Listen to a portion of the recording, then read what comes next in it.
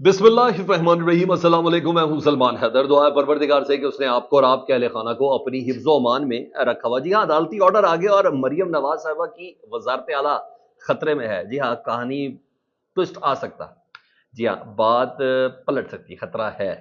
ठीक है। और क्योंकि यहाँ भी एक वो कहते हैं ना, उज़रदारी की दरख्वास्त है ना, मरियम नवाज साहिबा की जीत के ऊपर भी बहुत बड़े सवालिया निशान है। तो वो जनाब जुमरात को रिकॉर्ड तलब कर लिया। अब जो कुछ होगा ना वो फॉरेंसिक होगा जी। अब फॉरेंसिक रिपोर्ट बताएगी फॉर्म 45 किसका सही है, किसका 47 सही है, ये अब बताएगी। क्योंकि मामला बयान हल्फी के साथ है और अदालत के सामने बयान हल्फी देना, वो भी झूठा। यस, बहुत ही इंटरेस्टिंग डेवलपमेंट है जो भी मैंने आपके साथ शेयर करनी है। इसके अलावा अली अमीन गड्डापुर वज़ीर आला KPK की आज मुलाकात है जी शहबाज शरीफ साहब के साथ, और आर्मी चीफ से भी उनकी मुलाकात है। लेकिन उससे पहले कल वो मुलाकात कर चुके हैं इमरान खान साहब से। ब्रीफिंग उन्होंने सारी दी इमरान खान साहब को, हिदायत सारी उन्होंने ली है। तो ये मुलाकात भी अहम है। इसकी कुछ डिटेल्स मेरे पास आई हैं, वो बताना है। चीन ने दो टोक पैगाम दे दिया पाकिस्तान को कि अगर CPEC चाहिए, अगर इन्वेस्टमेंट चाहिए, अगर प्लान चाहिए, अगर फ्यूचर चाहिए, तो आपको हाँ क्या करना है, इसकी तफसील भी मैं आपके सामने रखता हूँ। रिक्वेस्ट ये वीडियो मुकम्मल देखें। अगर चैनल रोज़ देखते हैं, सब्सक्राइब नहीं किया तो चैनल सब्सक्राइब कर दें ताकि मेरा और आपका राब्ता रहे। सबसे पहले मैं ज़रा कहानी की उस ट्विस्ट की बात करूँ। वो आया है ग्रेड स्टेशन बहाली की वजह से। वो जो आपको पता है पेशावर में खान बाबा का जो ग्रेड स्टेशन है वो बहाल किया जाता है बाद में। पता नहीं जानबूझकर हुआ या वाकई ऐसा उस पर फॉल्ट आ गया, और बहाना तो मिल गया मज़ा चखाने का। अब एक मामले का मामला, पूरे इलाके को ये मज़ा चखाया जाएगा। PESCO Peshawar electric supply company वाले कहते हैं कि जी ये रजिस्ट्रेशन नहीं चल, रात गए तक नहीं चल रहा था ये, और ज़बरदस्ती इसको वजीर चालू कराने गए थे। उसमें एक अली अमीन गंडापुर साहब भी थे, एक दिन पहले चालू कराने गए थे। उसकी वजह से चंद फीडर्स में ना, इस वैसे नहीं, फीडर्स में कुछ फॉल्ट आ गया और इसलिए वो बंद हो गए, और बिजली की सप्लाई पेशतर अजला के अंदर बंद कर दी गई है। कल दोपहर 2 बजे मुजाहिरीन ने ग्रिड स्टेशन में दाखिल हुए थे और ज़बरदस्ती उन्होंने बिजली चालू कराई थी, जिसकी वजह से सिस्टम ओवरलोड हो गया और फॉल्ट आ गया। तो इस वजह से बिजली की तरसील मुअत्तल होगी। और ये भी कहा है कि मुश्तल मुजाहिरीन ने पास्को के अमले से कलामी भी की है, उनके मोबाइल फ़ोन भी लेकर चले गए हैं, और अब ये एक मरम्मती काम जारी है और इस पर कई घंटे लग सकते हैं। तो मतलब सज़ा पूरे इलाकों को देगी। गेम ऑन है सर। ये हमारा बहाना बड़ा टेक्निकल, बड़ा ज़बरदस्त है। तो ये चीज़ है, क्योंकि उधर कुछ और चीज़ें भी बड़ी ज़बरदस्त हुई है। इसी के साथ अगर मैं अटैच करूँ, बाद में मैं आता हूँ मेन स्टोरीज के बाद।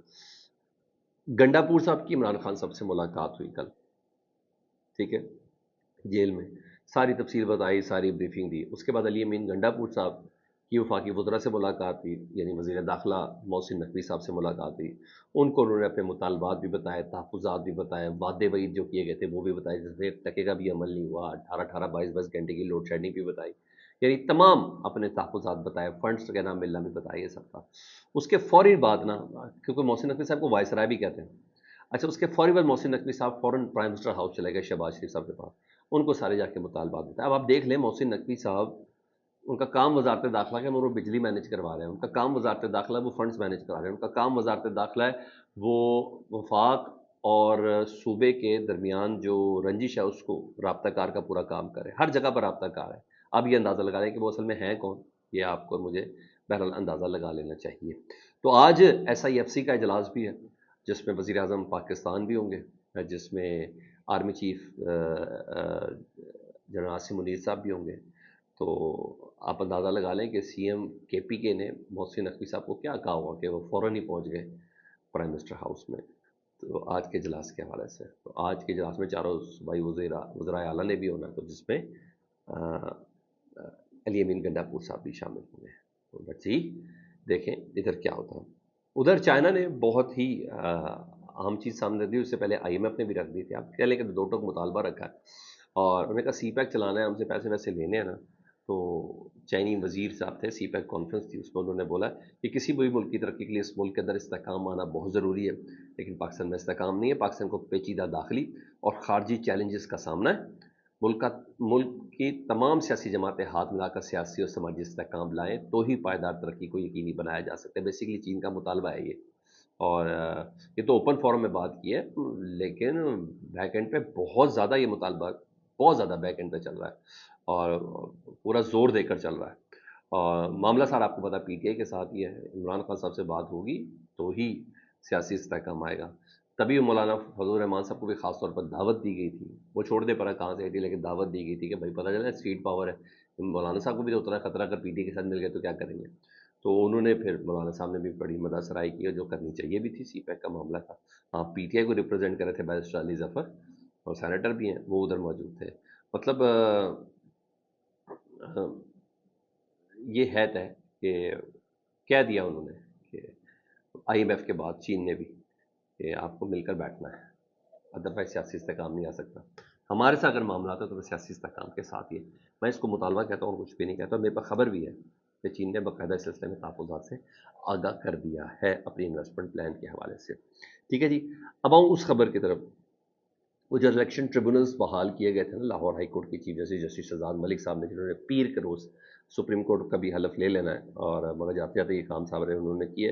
جس پر سپریم کورٹ میں الیکشن کمیشن لے کے گئی، اور الیکشن کمیشن نے کوئی اسٹے بھی جاری نہیں کیا. جب اسٹے بھی جاری نہیں کیا تو ٹریبونل سارے بحال ہیں. تو اس ٹریبونل میں تو ایک تو جسٹس شاہد کریم صاحب کا پنجاب کے دیگر شہروں کے حوالے سے چل رہا ہے، اور مزے کی بات دوسرے ٹریبونل بھی اس میں ایکٹیو ہو گئے اور سارے معاملے کو ٹیک اپ کر لیا، اور بڑا ہیوی معاملہ ٹیک اپ کیا.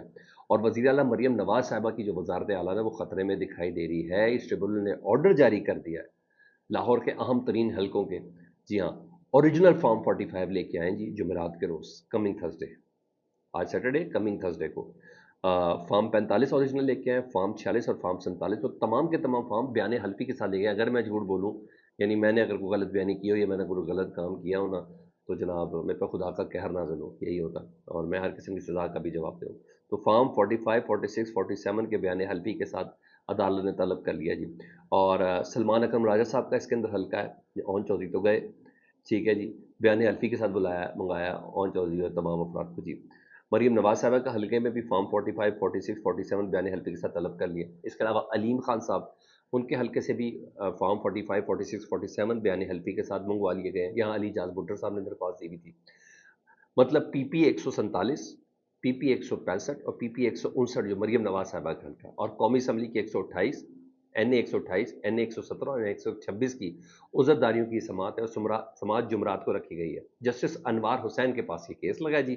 اور بہت بڑی خبر ہے سر، یہ اس کو بہت غیر معمولی پیش رہے. ہاں سپریم کورٹ اس جمعرات تک کچھ اسٹے دے دے تو دے دے، ادروائز مریم نواز صاحبہ کا 159 کا جو پی پی کا حلقہ ہے جس سے وہ وزیر اعلیٰ بنی ہے، وہ بھی خطرے میں ہے.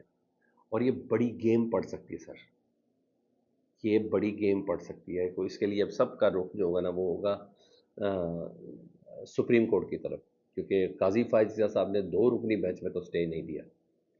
قاضی فائز صاحب نے یہ تو ضرور کہا تھا کہ آرڈیننس کے ذریعے آپ نے یہ فیصلہ لیا، تو اگر آرڈیننس سے ملک چلانا ہے تو پھر پارلیمنٹ کو بند کر دیں. لیکن ساتھ قاضی فائز صاحب نے یہ بھی کہا کہ ٹریبونل بنانے کا جو حق ہے آئین کی روح سے، وہ صرف الیکشن کمیشن کا ہے.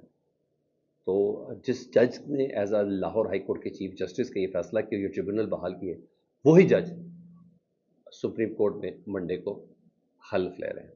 تو بڑی دلچسپ صورتحال ہے. تو جمعرات کو دیکھتے ہیں، کیونکہ اب فورنزک کا تو آپ کو پتہ ہے اسلام آباد سے بھی آرڈر آ چکا ہوا ہے کہ جو بھی کروانا تھا، جسٹس جہانگیری صاحب نے کہا تھا کہ جتنے بھی ہو نا بیرون ملک سے بھی اگر ہمیں فورنزک رپورٹ کروانی پڑی تو ہم کروائیں گے، تاکہ پتہ چل جائے کہ سیاہی آگے پیچھے کیا ہے کیا نہیں. 2 نمبریاں تو ہیں نا سر ساری. یہ تو الیکشن کمیشن یہ فارم 45 جاری کرنے کے بعد اتارتا کیوں؟ مگر اسکرین شاٹ تو سب نے دیکھ لیے ہوئے. تو الیکشن کمیشن سے بھی بیان حلفی مانگا گیا. تو سر بڑی زبردست صورتحال اور سٹوری کے اندر چینج آنے والا ہے. اگر آنا چاہے تو گیم سر پلٹ سکتی ہے، بڑا سرپرائز بھی ہو سکتا ہے. فیڈ بیک سے متعلق ضرور آگاہ کریں. اپنا بہت خیال رکھیں. اللہم صلی علی محمد و آل محمد.